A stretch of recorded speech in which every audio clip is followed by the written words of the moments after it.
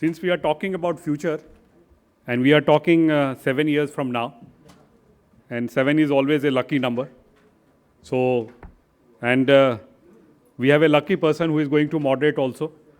Very young, Mr. Burjesh and Godrej, Executive Director, Godrej Agrovet Limited. Give him a big hand. The other speaker is from Invest India, Mr. Romil Ravi, Senior Investment Specialist, Invest India. Mr. Hemendra Mathur, Co-founder Think AG. Mr. Avinash Naik, Principal Kearney. Dr. Rafi Sheikh, Founder and Chief Scientific Officer, Carbenu.com. The topic is Agrochemicals 2030, the future perfect. The points that we would be discussing here is alternative crop protection techniques, developing extensive R&D capabilities for agrochemicals, implementing integrated pest management, digitalization roadmap for agrochemicals, and biopesticides. So with this brief backgrounder, now I hand it over to Mr. Burjesh and Godrej for the moderation. Thank you. Thank you so much, Praveen. I know I'm the last, me and the rest of the panel members are the last thing standing between all of you and the weekend, so we'll keep it very crisp, very interesting. It's really been a wonderful conference, great from a learning, networking point of view, and very much looking forward to continuing the connections that we've all made over here. So I'll start with a question to Romil. What new policies would you like to see that will make this industry's future bright? Given your experience with Invest India, what would you say to that? Thanks. I would have presumed, Dr. Vishal also would have joined me in this particular, question. But, from my experience working with the government and at Invest India, where we are, sitting in the intermediates of working with the government and with the industry, there are certain aspects which would, we would like, and we've heard from the industry and from the government as well, which would be, driven in the policies going forward. And especially when we are looking at, 2030 and 2047. These are two milestones that the government is looking at in terms of developing, the industries, more specifically the chemical industry. So one, of course, is, where the focus on R&D on safer, newer products come in. That is one of the focus areas which needs to be covered in the policy aspects as well. That definitely would happen. I've been hearing people, talk about incentives. I think with more than many applications, more than many representations that we have gotten from the industry as well, on how government incentives like similar to a production linked incentives or of that nature would help the agrochemical industry make more viable products. I think that is where the push has been through the industry representations that we also carry forward. And even the government is cognizant of these issues. On behalf of government, I can just probably tell you that this is under discussions, and probably in the near future we'll look at how these incentives are rolled out for the chemical industry, which includes some of the agrochemicals as well. That's on how we build how the policy builds in. Of course, I've touched upon the research part as well. I think the other focus is also on the tech applications and tech adoption of the industry. And I think there have been sessions around those as well. Probably what the government is also trying to look at is the agri-entrepreneurs, agri-tech companies. How can they pitch in where they can provide you usage patterns, they can provide you understanding on how responsibly pesticides and agrochemicals can be used. If we can integrate the startup ecosystem also in the policy, I think that will guide a long way in going forward with 2030 and 2047 vision of the Government of India. Thanks. Thank you, Romil. Now a question to Dr. Rafi. Given your entrepreneurship experience, what do you think about the regulation in the industry? Any kind of changes you'd like to see from a government point of view?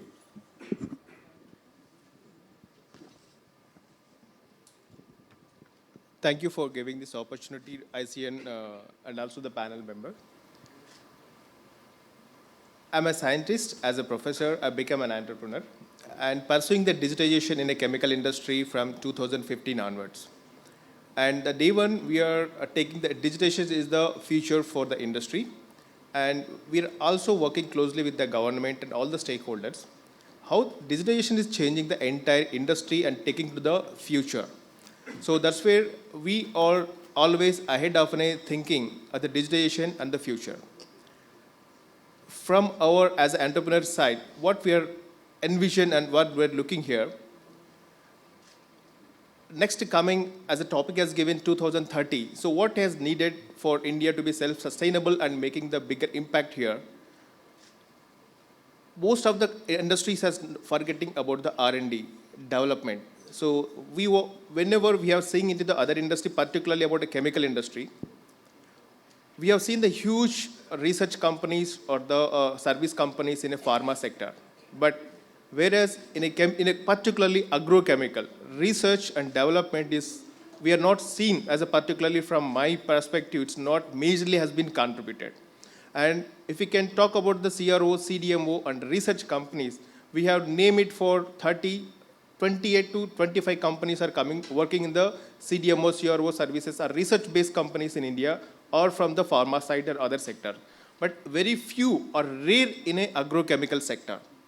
So that's where during my interaction as an entrepreneur in a digitization of a chemical industry, last 3 years back during the pandemic time, we are getting huge requirements from the global discussing about the agrochemical research and development.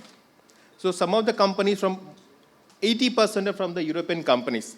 They're approaching, sir, we need a particular new products. We want to build a new fertilizer products and where we are looking someone in India who can pursue this activity.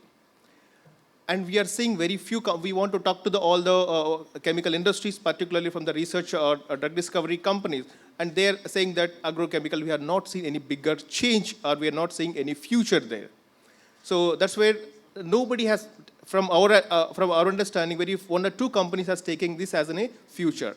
And particularly all the companies from Europe, we are seeing into the Syngenta, Bayer, all the companies are there, but Indian companies are not able to taken is a bigger initiative to do the research focusing on R&D and development.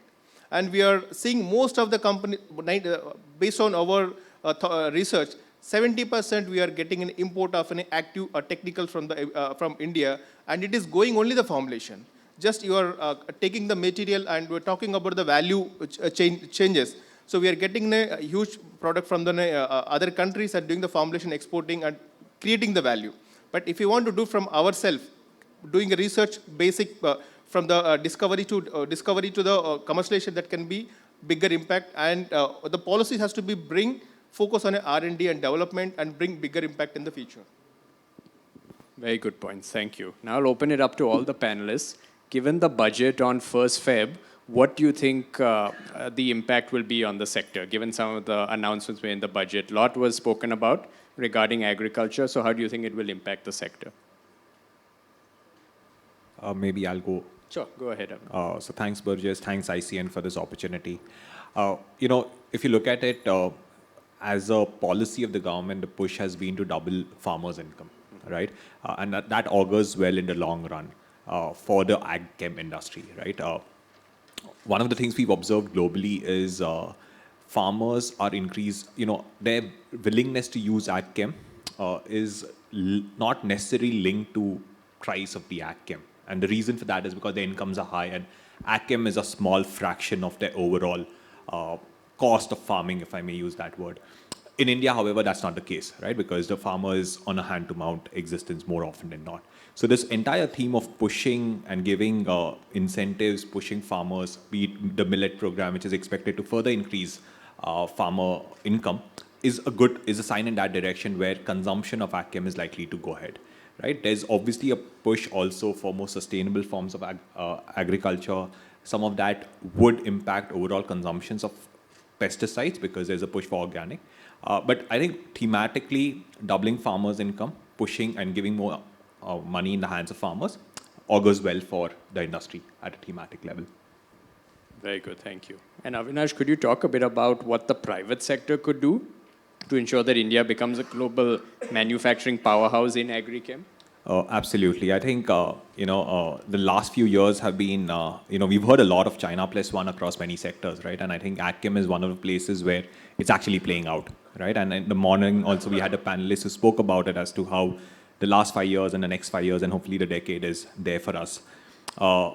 And what does that mean is it's given a lot of opportunities to companies, right? So the scene has exploded, a lot of interest in this space.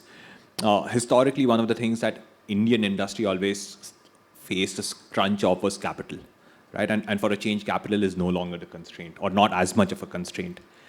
Historically, and even now, even in the panel in the morning, two themes came up, right? One was the entire regulatory affairs. How do we manage that? How do we navigate that, right?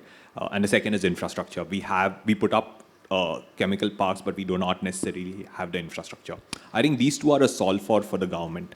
But personally, and what we've observed a lot of in the last few years is actually there are certain internal bottlenecks as well, which the private sector is facing. And one of them is actually how do you execute on CapEx, right? A lot of our capacity has come up, a lot of utilization, because of high utilization, we kind of maxed out on what we can produce. There's this whole CapEx cycle which is playing out not only in AgChem, but across the entire specialty chemical space. And this is also happening in a very stressful global macro environment. So inflation is high, commodity prices are high, steel prices go up and down. Managing all of that becomes a challenge.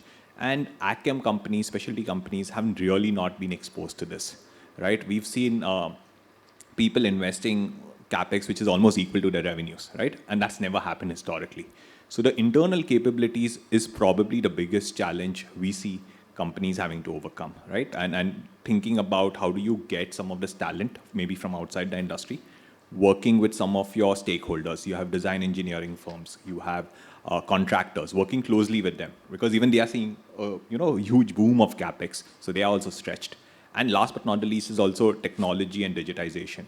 There are instances where people just don't know where the project actually is, right? On paper, it says it's 50% complete. When you go to the field, it's probably 20% complete, and your bill of materials is probably 80% of the budget, right? So getting that entire thing together is probably the last bit which has to come together. I think demand is sorted to a large extent, at least for the coming few years. The challenge is always going to be in how do we cater to that demand. Thank you. So let's go to you, Hemendra. You have a lot of experience in innovation in agriculture. So what are you seeing in AgriChem? What are some of the promising innovations coming out? What more could be done? And how does this compare to other aspects of agriculture? Thanks, Burjis, and thanks, Praveen, for this wonderful opportunity. Before I go to that question, maybe I think one budget announcement, which I also want to talk about. I was there at the Krishi Bhavan just before this meeting, and PM conducted a webinar today.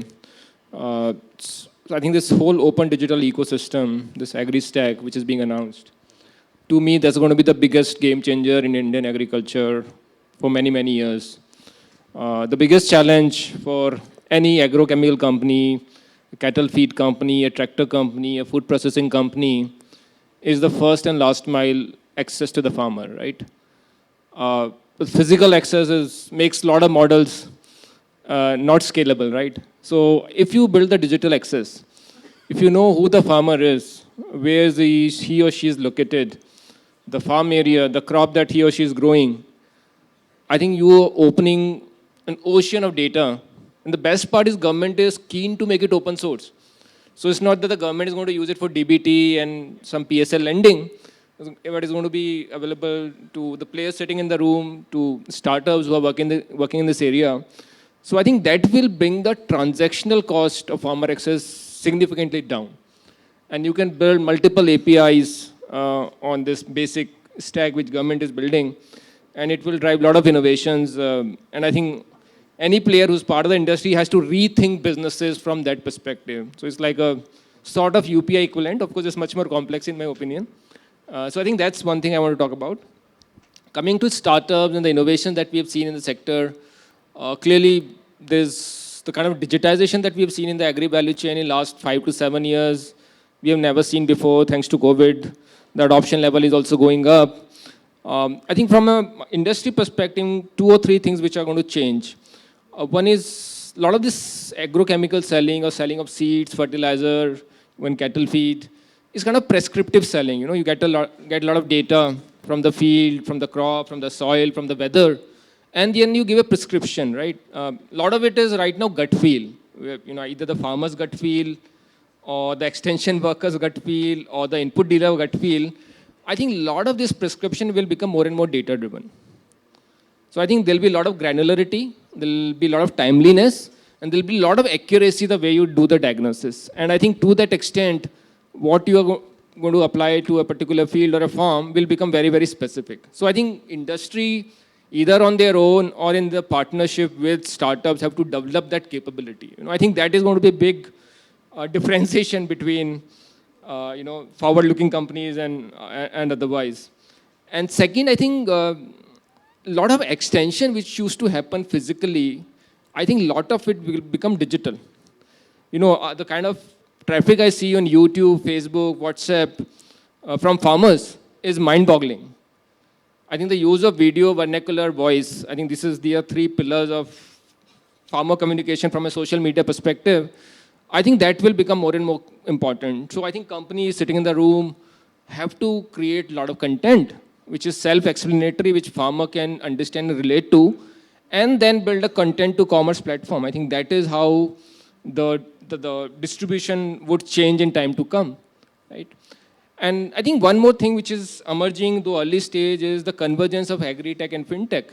Because a lot of inputs are ultimately sold on credit, most of the time from local money lenders, and the cost of credit is abnormally high. So the reason I feel that convergence is going to happen, again, data is available, which was probably not there 10 years back, and which gives a lot of comfort to bankers, but also the fact that the bankers for a change are coming forward. You know, I worked with State Bank of India for almost 2 years on the policy, how to engage with agri-tech startup for farmer financing. And you know, when SBI moves, the whole banking industry moves. So I think that is also changing, though early days, because the banks have their own legacy, their risk appetite is limited, they're conservative in many ways.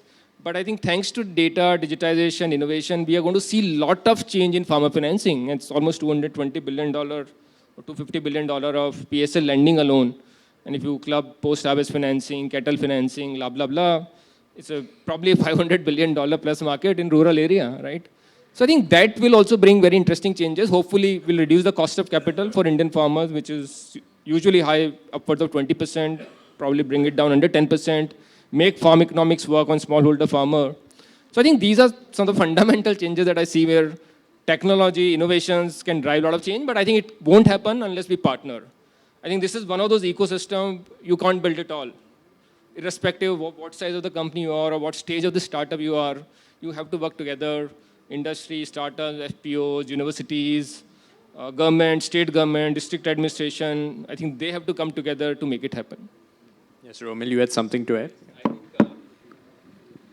I think, just to probably give a bright spot on what Hemendra already mentioned, Invest India also looks at startup initiative of the government of India. And if I were to look at last 7 years of funds raised by startups, the agri-tech companies have been able to raise the maximum. 700 times is what they have been able to raise in terms of their total funds requirement. And I think that is where, probably where the banks are not able to address that. The agri-tech companies are themselves, raising it from the VCs and PE funds. And that's a bright spot, And the second is fintech. So when you talked about, the convergence of fintech and agri-tech, I think that's what reflects in the amount of fund raised by these companies as well. Thanks so much. These are great perspectives. So you've given a very good overview of external digitalization, what's happening in e-commerce in terms of digitizing the farmer. But what about internal digitalization? What can manufacturers do to improve their digitalization? Opening it up to anyone. Our company, Carbanio, is in a digital B2B marketplace. We deal in chemical products. So pan-India, we integrated, digitized more than 53,000 chemical businesses in our platform, and more than 11 million chemical products available in the platform. So these all we are integrating of pharma, agro, petro, all the polymer, all the chemical industry we are catering here. Now, we are going now the sector-wise, going on a sector of an agrochemical sector, dye and textile. In India, there is a huge opportunity for a digitization because India is a beautiful place where all the clusters has been set as in a proper way. Like if you go for a Dahej or if you go for a MIDC, there is a properly all the agrochemical industry has given us a special category of a cluster point. And if you go for a Telangana, there is a 17 chemical clusters. If you go for Maharashtra, 9, and there is a called Gujarat. Every state, it has been properly organized. Thanks to government has created this valuable opportunity for every state. They're having in all the different sectors, cluster has been created. And now we are going specially because as Romil has clearly mentioned, there is a big opportunity for agrochemical industry. Now we are digitizing all the chemical clusters in one platform so that it can be accessible for all the stakeholders who is a manufacturing of an agrochemical products, they can access within an area. And we have, from morning onwards, we are seeing that one buzzword plus one strategy. So here, the products, we believe from the day one, through the digitization, all the chemicals are available in India. The biggest thing, we don't know which product is available, which location. The clusters are having an N number of chemical products or maybe the agrochemical things, but we are not seeing this. So it is a very closed industry, but it is not digitized, completely unorganized. So digitization is creating the bigger value here. And in addition to this, I want to add one more point. Digitization is one option, but also how you are taking that accountability with already existing resources. Today we are talking about the huge opportunity of fertilizer products. Every year on year, the demand is increasing. Still, if you can see the particularly of in the previous session, there is a gentleman, Sanjay Vidyathi, clearly mentioned there is a huge opportunity of urea, which has been started into the Haber process in 100 years back. Still, India is manufacturing 30 million metric tons of urea. We are importing another 15 million metric tons of urea to our internal consumption in India right now. So over the time, this is increasing. But how we can able to sustain on this? So every year we cannot increase more and more production. We cannot consume all our natural resources. But how we can make it sustainable? We have an access of digitizations. We have access of data. So how we can make it an impact? So what we did here, there is during the pandemic time, and also there is a geopolitical situations is happening. We unable to get import of urea.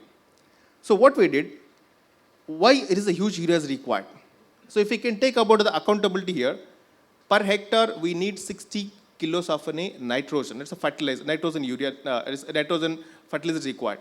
And also 10 kilos of potash is required for hectare.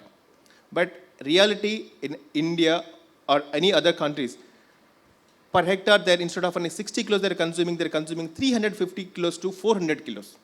It means more than 60 to 70% of nitrogen fertilizers or if they're going for drying. How we can control this? If we can, the farmer, they're taking the nitrogen or fertilizer urea and giving for the hectare. Instead of consuming over the 4 weeks, it's consuming within a week because it's containing water. Urea is coming as a water hydrate. It's evaporating fast, so that farmers are adding more and more their loading of urea into the crops. So what we did, how we can stop this into the evaporation? So currently we have the 2 options, one neem coated one, another is a polymer coated. So these are the 2 options that are available. Why don't you create something new with all the stakeholders of an agrochemical industry to bring into the new innovation here? In this process, we are exporting one of a particular product of an advanced fertilizer for Europe. We identified what is the value addition for this product. Means they are also using as one of the fertilizer product for agriculture purpose. We have taken this fertilizer and we have coated this urea in the top of a spray coating technology. So India is in a very good formulation of agrochemical products. By taking this is another fertilizer and coating within a urea, here we reduce instead of 350 kilos, we reduce the quantity per hectare 100 kilos. when we talk about this innovation with the largest urea manufacturers in US and Europe, the Koch Agronomics and also the ICL group, they have accepted the innovations. What we did smartly here, data is available. Due to digitization, we access a huge amount of data. We understand the analytics, where the demand, how we can convert into the valuable product. So now we have collaborated with ICRISAT because we want to get this product into the global. So we have collaborated with the ICRISAT, and ICRISAT is doing the clinical trials, the soil test or the plant test for this. And we believe this is the biggest opportunity. We also discussed with from the Department of Science and Technology, and they have given the huge, this is the taken to the bigger opportunity. Why don't we, because we are looking in the future. So how we can take that existing resource to the long term. We have gotten a good opportunity with them. And also we discussed into the USAID program and getting for 20 million the funding for this project. So that's where Romil has mentioned is a good opportunity for India for investments, and also data is available, and also we can have a huge opportunity to expand into the across in India by cluster-based approach. Sure, go ahead. Just wanted to quickly press upon, the digitization efforts of the government as well. Three things that I would want to mention, of course, would be already known to people, but PM Gati Shakti, where where integrated planning of all the support infrastructure for development of these clusters that were being mentioned, those are being taken care of. All the ministries and departments, central ministries are being consulted before any support infrastructure is provided on ground. That's on the PM Gati Shakti. There's a national single window platform which provides not just single window clearances for all your new proposals, but also somebody who's a beginner would come to know what kind of approvals are required. That's basically where the government has transformed, where initially you had to visit some officials to understand what are the kind of approvals at a central level, state level. Right now, that particular information is available with you free of cost on a government website, National Single Window Platform. That's the government initiative on digitization. The third is the India Industrial Land Bank system that has been created, which provides real-time data availability on what are the land parks available, which area, what kind of land, private, public, chemical parks. These are dedicated, digitization efforts that the government of India has taken, not just for this sector, but sector agnostic, which the agrochemical industry can also benefit from. I think these are three digitization efforts I wanted to press upon when we talk about for the sector as well. Very good, thank you. Now we'll switch over to global best practices, sustainability standards. Where do you think we need to go to reach the global best practices and sustainability standards? What are we already doing well? What can we do to improve? Avinash, why don't you start? Sure. So thanks for that, Burgess.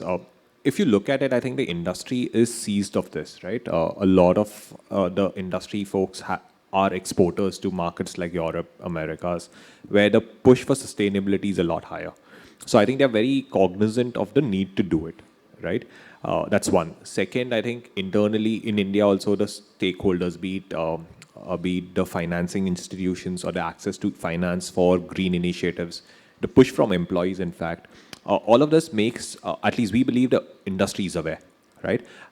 However, the challenge lies in where we are versus, say, the developed markets, right? So the sustainability part, which is available to Western or developed markets, doesn't lend itself very easily to India.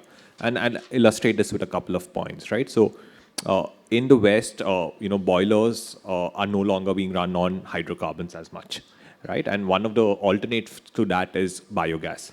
And the reason why biogas is popular over there is because there's an infrastructure facility already there. So piping is already there. It was being used for natural gas. Now they are switching over to biogas. So that infrastructure which is there lends itself easy. Second, the carbon credit markets are much more evolved. So they are incentivizing you to move to a greener path. So that kind of opportunity doesn't lend itself very well to Indian manufacturers. So the implication thereof is each of these manufacturers will now have to think about their own pathway, right? It is not going to be a lift and shift of what is happening in Europe or the developed markets. It has to be about what would work in the Indian context. Just another example, right? The push towards hydrogen, right, either as a feedstock, either as a fuel, is much more advanced in the Western markets. Two reasons. One, grid power over there is far more greener than in India. So we are still highly indexed on coal. We are doing a lot of renewables, but we are still highly indexed on coal. So even if I was to use grid power, it wouldn't produce green hydrogen. So that means I will have to invest in renewables, which means it's an investment on my side. And second is, again, once you produce hydrogen, storing it becomes difficult, right? Over there are taverns which were developed for natural gas. They're being converted to hydrogen. So these are nuances in India which we need to be cognizant about. The pathways, the solutions are similar, but the pathways are going to be slightly different. And each of them will have to do it by themselves. And the last bit over here is, I think we also need to recognize this industry has a lot of SMEs, right? It's not very large corporates who have big coffers who can make these investments. So in some ways, these SMEs, how do you enable them to take this journey? One obviously is incentives or carbon platforms coming in. And the second is also how do you make them get access to technology, right? So those are the two pushes I think the government will also have to do, and the associations will have to do to make technology available to bridge that gap. So I think that's where it is. I think the industry is seized and they're being pushed in the right direction on a day-in-day basis. I think access to technology and the nuances around India is going to make that transition a little more difficult and challenging. Very interesting, thank you. Now, final question will be biologicals and biopesticides. I was speaking to someone earlier today and they said they are like the EVs of our industry. So not significant now, but will become significant later. So I want to open it up to the panelists to share their thoughts. Optimistic, skeptical, what do you think about it? I can talk from a startup perspective, and frankly, I'm very disappointed with the number of biotech startups who exist in India. You can count it on my fingertips. 95% of Indian agri-tech is digital tech. Of course, that's great, but I think biotech is yet a lot to catch up. If you look at US agri-tech, 50% is biotech, so that's the difference.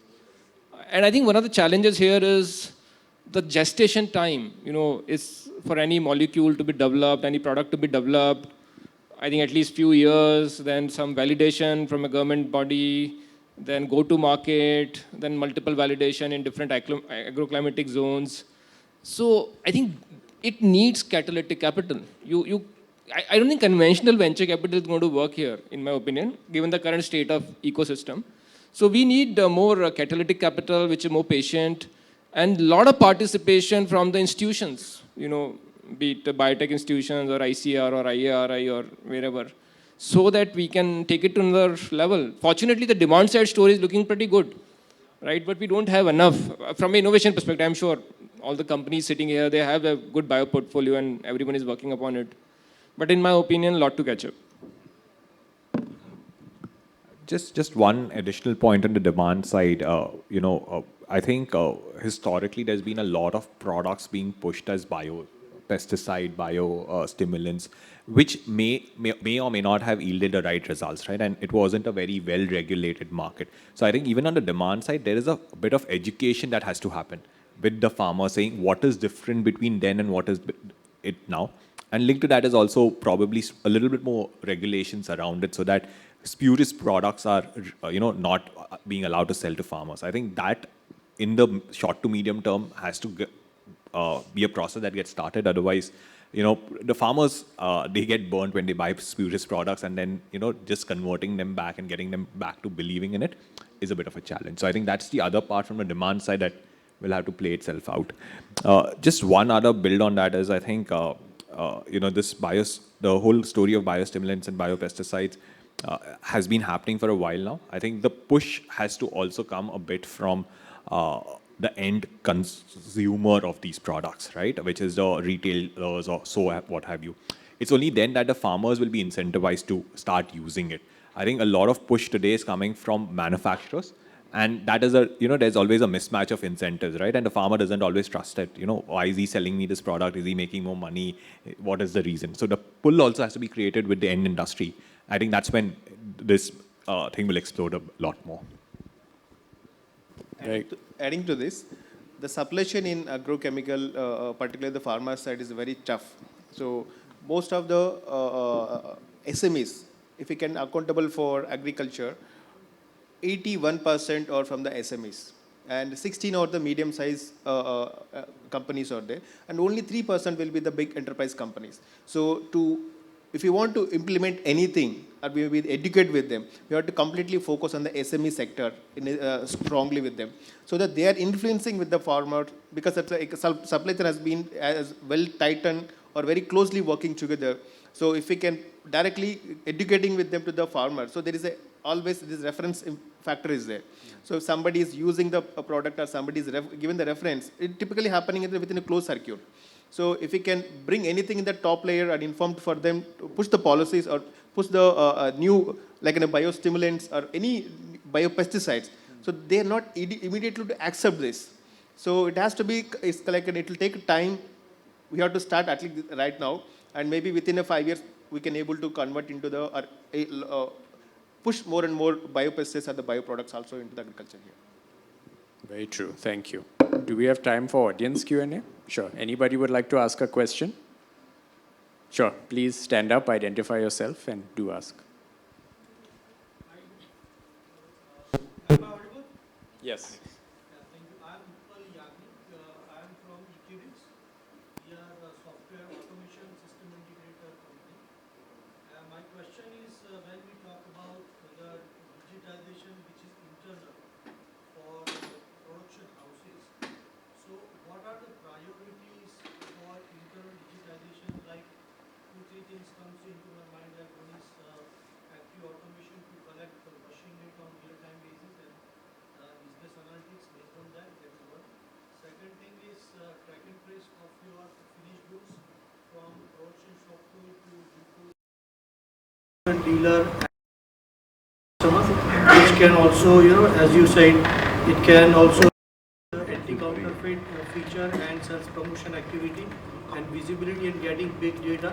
That is the second. And third one is digitization of Excel and pen and paper-based activity, which is data going into your ERPs and other software existing. So is there any activities the industry is thinking, or it is something else? Thank you. I think is conventional digitalization which is happening in most companies. Dimension which I see now, if you look at many manufacturing companies, including inner sector, the visibility of companies stops in the distribution at the wholesaler level or at the retailer level. I think now the lot of focus on digitization is to developing, the consumer visibility, like the farmer visibility in our case, which is lacking, which I think a lot of startups are trying to crack. So I am seeing a lot of these companies are building their own farmer apps, collect more and more farmer data. I'm not saying they're going to change the distribution overnight, but to understand who the farmer is. Most companies don't even know which farmer bought what, when, and is he happy, not happy. So I think that component will get integrated in the digital ecosystem, whether it's internal or external. That's one change I see.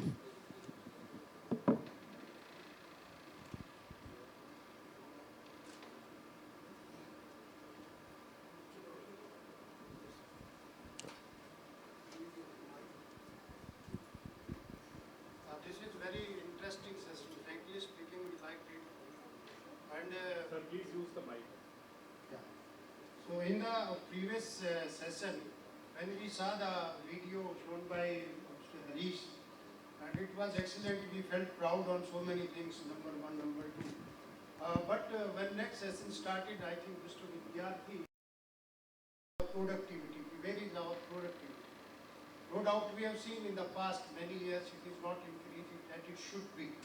And now from this panel, we also learned that R&D facilities are also not adequate, which should be required. So how we can match this? One side, first, second, third rank, and other side, there is a lot of improvement required in productivity and R&D facility. And second one, that Dr. Rafi, you were talking about the new innovation to enhance the efficacy of urea. But in India, most of the urea is neem-coated urea. But still the consumption is going up. Why this innovation is not working? So these are two simple things I put in front of you. Thanks a lot. Thank you, sir. When we discuss about this concept, still this neem coated urea that they're using. If you can see here, the chemistry wise, I talk about the chemistry part. The nitrogen that urea is containing, when they're producing the urea in the Haber process, it is coming as in a 40% water. So whenever it's containing the water, it will take fast evaporation. So to control the evaporation, there is a thin layer, which is normally we can use as another neem oil. It itself is act as another fertilizer for the plants. So that's why they coat it, that uniformity will be there. There is a lot of chemistry things of a uniformity, everything. But here, another thing will be the polymer coated thing. So polymer coated, now we are coming to the third one also, the nano urea, to come with an alternative way. But here, from what we observe here, the urea is containing a water. We'll come back to the next level. The 40% water will be there. So how to remove that water? We have to go for evaporation process where you have to increase the temperature 85 degrees and we have to do the high pressure. So if we apply these two, the price of an urea will increase, where the government is pushing to give the subsidy and reduce the price. But if we take into the accountability in a bigger way, to remove that water and increase the efficiency, that itself will increase the cost of production. So there is an alternative to remove that water with an innovation way by adding something like any salt. What we did here, we have taken the nitrophenolate salt, potassium nitrophenolates. Any salt will have the property to absorb the water. So what we did, we have taken a urea, on top of we have added the spray coating of this particular fertilizer. It's a combination kind of a sandwich kind of an activity. So you are taking that urea and applying that another fertilizer where it has a property to absorb the water. So that efficiency of an urea, when we give for this coated urea for the plant, urea immediately is not releasing. So it will absorb the water. Once it absorbs the water, that outer layer will be decomposed and is providing the potash as a micronutrient to the plant. And this nitrophenolates, whatever you are using, this also help the plant for germination. Then the second and third layer, to slowly release the urea. So that over the limited, whatever we are producing, whatever the amount of an urea we are giving, it has to be 100% has to be consumed and get the value addition for the agriculture purpose. So that's what we are doing here. So it's like we are trying from our end we have seen that opportunity, we are trying ourselves. So there's But we are not able to reduce the consumption of nitrogen. We hope, sir. We hope. Maybe education, more education may be required to the farmer. Absolutely, yes, sir. And the other thing is also the subsidy regime, right? It is over-indexed on subsidizing nitrogen as compared to any other nutrient. So I think that's the other part which also has to be relooked. Again, I'm sure the government is aware of this, but that's the other reality, right? Commercially, that comes cheap. That's one access the farmer has, and that's probably what he or she uses. So. Yeah, and on your point on R&D more broadly, I'm a very strong believer that every organization, no matter how big or how small, should have an R&D and an innovation program. You should commit to spend a certain % of your sales or certain % of your profits on R&D and innovation. And it doesn't necessarily have to be new products. That is important, but it doesn't have to be that. It could be cost R&D, process R&D, raw material substitution. There's so many ways that you can innovate. And it's so important for the organization. You will see the benefits. There's a lot of research showing that we, as a country, are not spending as much on private sector R&D, and we need to do a lot more. There's a very good book, The Struggle and Promise by Naushad Forbes. One of his main criticisms of Indian industry is that there's not enough private sector R&D. So I think we will really reap the benefits, and studies show that when you spend on it, it will more than pay for itself. Average R&D spend 1.4 to 1.8%. We are spending right now. So it's very less. So we have to increase this.